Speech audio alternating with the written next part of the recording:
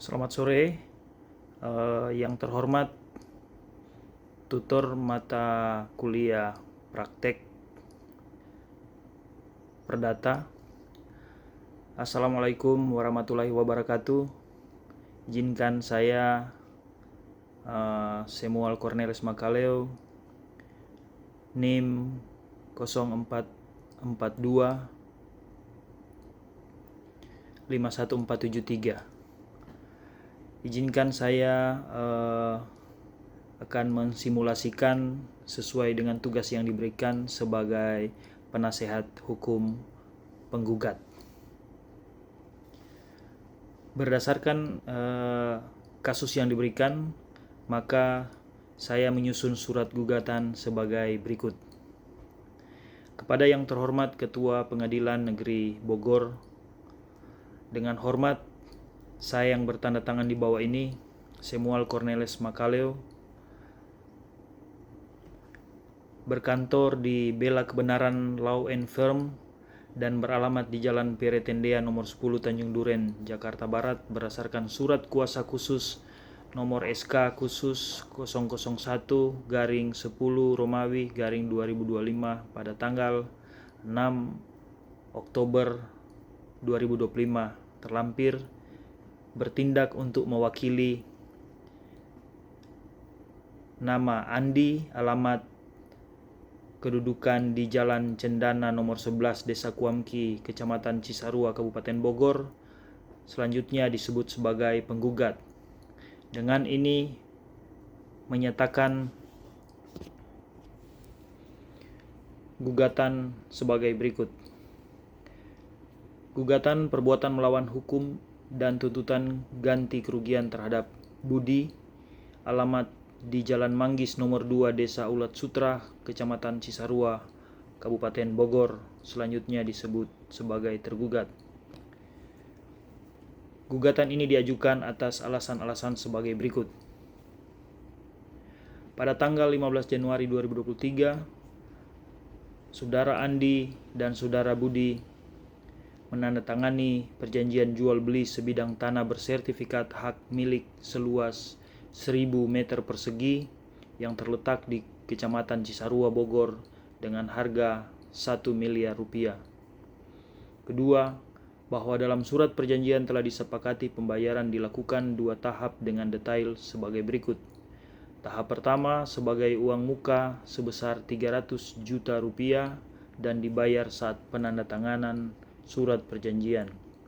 Tahap kedua sebesar 700 juta rupiah dibayar paling lambat 3 bulan setelah penandatanganan.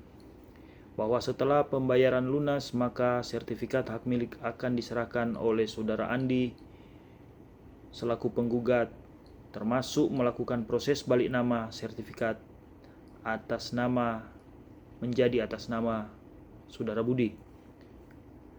Bahwa sejak 6 bulan dari waktu penandatanganan surat kesepakatan, Saudara Budi belum juga melakukan pelunasan dengan alasan belum mendapatkan pinjaman dari bank dan telah dikirimkan surat somasi sebanyak 2 kali. Bahwa karena tindakan ingkar dari Saudara Budi yang tidak kunjung melakukan pelunasan sesuai waktu yang disepakati, sehingga penggugat mengalami kerugian dan tidak bisa menjual objek tanah tersebut kepada orang lain. Berikut, bahwa karena keterlambatan pelunasan dari Saudara Budi sehingga nilai kerugian yang dialami penggugat adalah sebesar 3.500.000 rupiah per bulan atau 10.500.000 rupiah dalam 3 bulan dan masih berpotensi bertambah jika tidak segera dilunasi oleh tergugat. Berikutnya, bahwa nilai kerugian penggugat diperoleh dari asumsi jika 700 juta rupiah didepositukan ke Bank BRI yang menawarkan bunga 6% per tahun dengan rincian perhitungan kerugian sebagai berikut. 700 juta rupiah dikali 6% mendapatkan hasil 42 juta rupiah. 42 juta rupiah dibagi 12 bulan maka akan menghasilkan 3.500.000 rupiah. Nah, Rp3.500.000 dikali 3 bulan akan menjadi Rp10.500.000. Berikutnya bahwa kerugian lain yang timbul di pihak penggugat adalah keterlambatan proyek dengan nilai keuntungan 30% per bulan atau senilai Rp210 juta apabila tergugat melakukan pelunasan sesuai tenggat waktu yang diperjanjikan. Berdasarkan alasan-alasan tersebut di atas, maka selaku penasihat hukum penggugat memohon kepada Ketua Pengadilan Negeri Bogor untuk memutus sebagai berikut. Primer, mengabulkan gugatan penggugat untuk seluruhnya. Kedua, mewajibkan tergugat untuk melunasi pembayaran tahap kedua sebesar Rp700 juta kepada penggugat paling lambat 1 minggu sejak gugatan didaftarkan dan mengganti kerugian penggugat sebesar nilai kerugian yang disebutkan, yakni Rp10.500.000. 3. Menyatakan batal demi hukum perjanjian jual beli objek tanah tersebut apabila dalam seminggu tidak menyelesaikan kewajiban pelunasan dengan memberikan ketentuan bahwa uang muka sebesar Rp300 juta yang sudah diterima oleh penggugat tidak wajib dikembalikan atau minimal dipotong 50% sebagai bentuk ganti kerugian atas terhambatnya proyek yang menjadi tujuan penjualan tanah tersebut. Keempat, membebankan biaya perkara. Ini sesuai peraturan yang berlaku. Subsidiar, jika majelis hakim berpendapat lain, mohon putusan yang seadil-adilnya. Demikian gugatan ini kami ajukan atas perhatian dan dikabulkannya gugatan ini kami ucapkan terima kasih. Hormat kami, kuasa hukum penggugat Samuel Cornelis Makaleo. Selanjutnya, tutor yang terhormat mohon izin membacakan replik atas jawaban tergugat. Kepada yang terhormat Majelis Hakim Pemeriksa Perkara Perdata nomor 1234-PDT-G-2025 pada Pengadilan Negeri Bogor. Dengan hormat, untuk dan atas nama serta guna kepentingan hukum penggugat, perkenankan kami selaku kuasa hukum penggugat hendak mengajukan replik sehubungan dengan jawaban gugatan yang telah disampaikan oleh tergugat melalui kuasa hukumnya tertanggal 16 Oktober 2025 sebagai berikut. Dalam eksepsi pertama terhadap jawaban tergugat penasihat hukum tergugat yang menyatakan tentang klausal pembatalan perjanjian jika tergugat tidak mampu melunasi pembayaran tahap kedua sesuai surat perjanjian adalah pernyataan yang tidak berdasar dan mengada-ngada. Sebab dapat dijelaskan oleh penggugat sebagaimana bukti P1 surat perjanjian jual beli antara penggugat dan tergugat yang diajukan oleh penggugat dalam pokok perkara tidak menyebutkan demikian. Dalam hal ini, tergugat melalui penasihat hukumnya telah memberikan tafsir yang menguntungkan tergugat. Kedua, bahwa klausal yang dijadikan dasar jawaban tergugat atas penasihat hukum tergugat pada poin 4 dalam eksepsi jawaban tergugat ditafsirkan dari klausal nomor 4 surat perjanjian jual beli antara penggugat dan tergugat yang sebenarnya tercantum bahwa pembatalan perjanjian jual beli ini untuk alasan apapun termasuk pengembalian uang muka oleh penjual kepada pembeli harus didasari oleh itikat baik dan berdasarkan kesepakatan kedua belah pihak. 3. Bahwa dari klausal tersebut tidak sama sekali memberikan hak dan kesempatan kepada tergugat untuk pengembalian uang muka jika terjadi perjanjian dibatalkan. Sebab pada kalimat tersebut dibutuhkan adanya kesepakatan dari kedua belah pihak, bukan hanya salah satu pihak. Untuk itu, alasan yang dijadikan tergugat tidak memiliki pijakan yang kuat dan cenderung mengada-ngada. Oleh karena itu, untuk membuktikan isi klausal dari surat perjanjian yang dirujuk oleh tergugat, maka penggugat bermohon agar majelis hakim dapat memeriksa bukti P1 yang diajukan oleh penggugat dan yang juga diajukan oleh tergugat. Keempat, bahwa alasan dari tergugat tentang keterlambatan pelunasan karena belum cairnya pinjaman dari Bank BRI tidak dapat dijadikan alasan pembenaran atas perbuatan ingkar janji ini, sebab tergugat terikat pada perjanjian yang seharusnya ditunaikan dengan konsekuensi logis atas keterlambatan pembayaran berupa denda yang nilainya lazim menurut tradisi adat di Kabupaten Bogor. Oleh sebab itu, tergugat wajib membayarkan denda sebesar yang diuraikan penggugat pada posita nomor 6 sampai 8 pokok perkara. Primer, dalam eksepsi, menolak eksepsi tergugat untuk seluruhnya, menerima gugatan untuk seluruhnya, dan membebankan biaya perkara kepada penggugat. Subsidiar, mohon majelis memeriksa perkara ini dan memutuskan seadil-adilnya.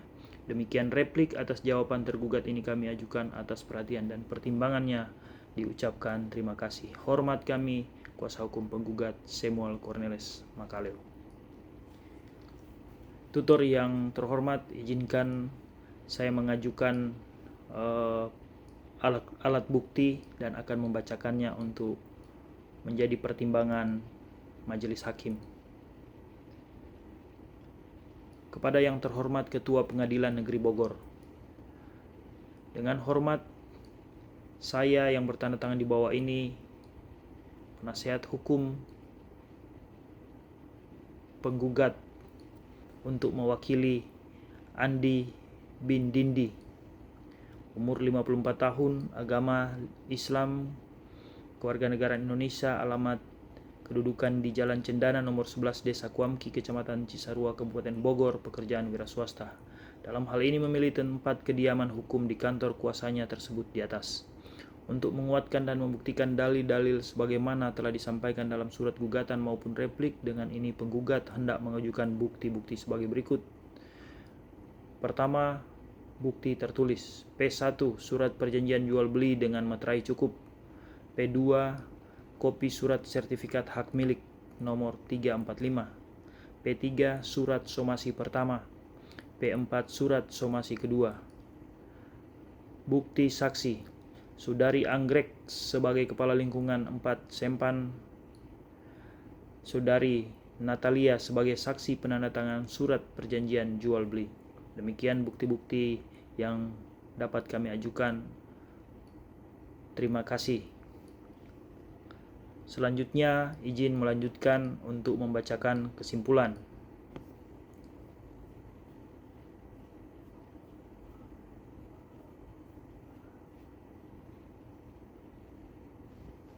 Kesimpulan dalam perkara nomor 1234 garing PDT titik G garing 2025 Bogor 22 November 2025 antara Andi sebagai penggugat melawan Budi sebagai tergugat.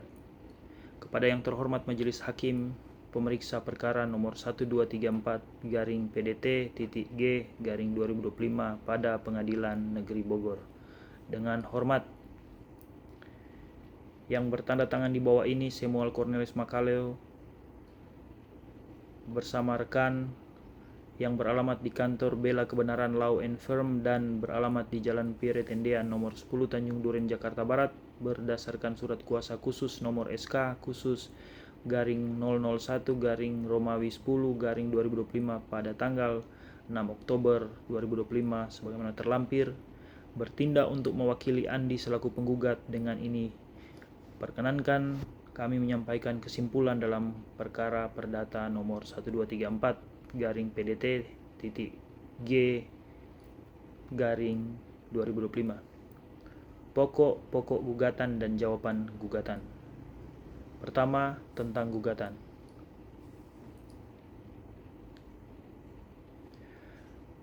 Pada tanggal 15 Januari 2025, Saudara Andi penggugat dan Saudara Budi menandatangani perjanjian jual beli sebagaimana yang diuraikan dalam pokok perkara dan seterusnya dianggap telah dibacakan.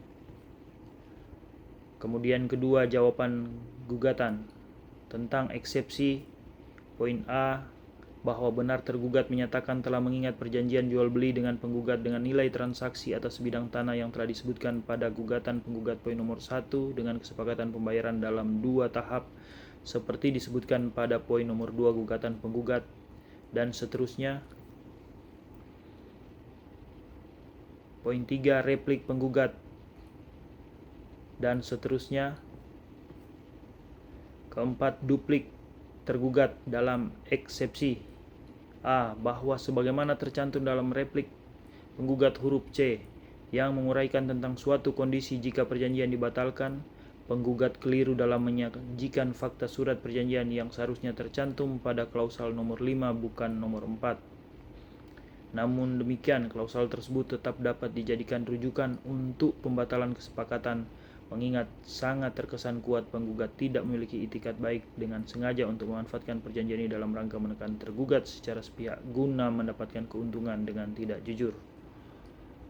Poin B, C, sampai F dianggap sudah dibacakan.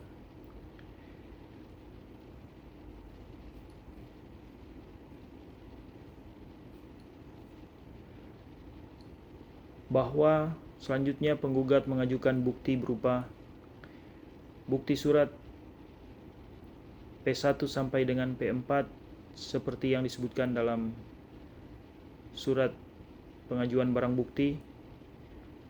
Kemudian bukti saksi terdiri dari 1. Saksi anggrek sebagai kepala lingkungan 4 Sempan membenarkan tentang adanya transaksi jual beli tanah antara Andi dan Budi dengan mekanisme pembayaran 2 tahap sebagaimana yang tertuang dalam surat perjanjian yang ditandatangani oleh kedua belah pihak. 2. Saudari Natalia membenarkan tentang adanya transaksi jual beli tanah antara Andi dan Budi dengan mekanisme pembayaran 2 tahap sebagaimana tertuang dalam surat perjanjian. Bahwa tergugat juga mengajukan bukti-bukti berupa bukti T1 surat perjanjian jual beli dengan materai cukup, bukti T2 surat permohonan pinjaman ke Bank BRI, bukti saksi yang sama dengan yang diajukan oleh penggugat saksi anggrek dan Natalia dengan keterangan yang sama sebagai saksi yang ikut menyaksikan dan menandatangani surat perjanjian. Bagian D, fakta hukum yang terungkap di persidangan. Bahwa pada tanggal 15 Januari 2023 penggugat dan tergugat telah menandatangani perjanjian jual beli tanah seluas 1000 meter persegi dengan harga 1 miliar rupiah dengan sistem pembayaran 2 tahap. Kedua, tergugat baru melakukan pembayaran tahap pertama sebesar 300 juta rupiah, sedangkan pembayaran tahap kedua sebesar 700 juta rupiah belum dilunasi meskipun telah jatuh tempo. Penggugat telah melakukan 2 kali somasi namun tergugat tetap tidak memenuhi kewajiban pembayaran. Dalil tergugat mengenai keterlambatan pembayaran karena belum cairnya pinjaman dari bank adalah tidak terbukti dan tidak dapat dibenarkan karena perjanjian tidak mensyaratkan pembiayaan dari pihak ketiga. Berikutnya, tergugat memberikan penafsiran keliru terhadap klausul pembatalan perjanjian. Bukti P1 menunjukkan bahwa pembatalan harus dilakukan atas dasar kesepakatan kedua belah pihak, bukan secara sepihak. Selanjutnya, akibat prestasi tergugat, penggugat mengalami kerugian nyata berupa potensi bunga deposito sebesar 10.500.000 dalam 3 bulan serta kerugian akibat keterlambatan proyek. Analisa yuridis. Berdasarkan pasal 1338 KUH Perdata, perjanjian mengikat para pihak sebagai undang-undang. Tergugat wajib melaksanakan isi perjanjian sesuai tenggat waktu yang disepakati. 2. Huruf B. Tergugat telah lalai atau in mora karena tidak mematuhi kewajibannya meskipun telah diberi somasi sebagaimana diatur dalam pasal 1238 KUH Perdata. Huruf C. Alasan mengenai belum cairnya pinjaman bukanlah force majeure dan tidak dapat menghapus tanggung jawab tergugat sebagaimana dalam pasal 1244 sampai 1245 KUH Perdata. Huruf D. Kerugian penggugat telah terbukti secara logis dan terukur melalui perhitungan bunga deposito serta potensi keuntungan usaha sebagaimana dijelaskan dalam posita gugatan. Huruf E. Bukti tertulis P1 hingga P4 serta keterangan saksi memenuhi alat bukti sebagaimana dimaksud pasal 1866 KUH Perdata dan menguatkan dalil wan prestasi. Kesimpulan. Berdasarkan uraian dan seluruh rangkaian persidangan serta alat bukti yang diajukan, penggugat menyimpulkan. Pertama, eksepsi tergugat harus ditolak seluruhnya karena tidak berdasar. Kedua, dalil gugatan penggugat terbukti secara sah dan meyakinkan. Ketiga, tergugat telah melakukan tindakan wan prestasi karena tidak melunasi pembayaran tahap kedua sesuai isi perjanjian. Keempat, penggugat berhak mendapatkan A. Pelunasan pembayaran tahap kedua sebesar 700 juta rupiah, B. Ganti rugi sebesar 10.500.000 rupiah atau jumlah lain yang patut menurut majelis, C. Penegasan batalnya perjanjian apabila tergugat tidak melunasi dalam waktu 7 hari, D. Ketentuan uang muka 300 juta tidak wajib dikembalikan atau setidak-tidaknya dipotong 50% sebagai kompensasi. 5. Pembebanan biaya perkara kepada tergugat. Berdasarkan kesimpulan tersebut di atas, maka dengan ini selaku kuasa hukum penggugat memohon dengan hormat kepada Majelis Hakim Pemeriksa Perkara 123-PDT.G/2025 yang memeriksa dan memutus perkara ini untuk berkenan memutuskan sebagai berikut. Primer, mengabulkan gugatan penggugat untuk seluruhnya. Kedua, menyatakan tergugat wan prestasi. Ketiga, menghukum tergugat membayar pelunasan tahap kedua sebesar 700 juta rupiah dan membayar ganti rugi sebesar 10.500.000 rupiah. Keempat, menyatakan perjanjian batal demi hukum apabila tergugat tidak melunasi dalam 7 hari. 5. Menetapkan uang muka sebesar 300 juta rupiah tidak wajib dikembalikan atau dipotong 50% sebagai kompensasi. 6. Menghukum tergugat membayar biaya perkara. Subsidiar, menjatuhkan putusan yang seadil-adilnya. Demikian kesimpulan penggugat ini disampaikan untuk menjadi pertimbangan Yang Mulia Majelis Hakim dalam mengadili perkara akuo.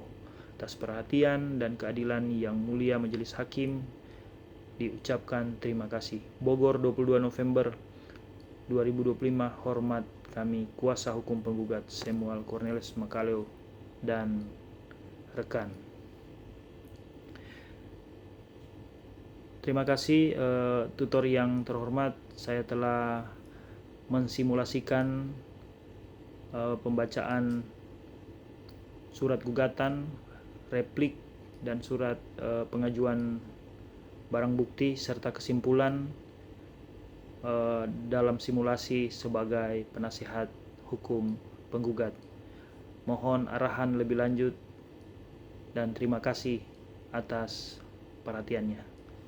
Selamat sore.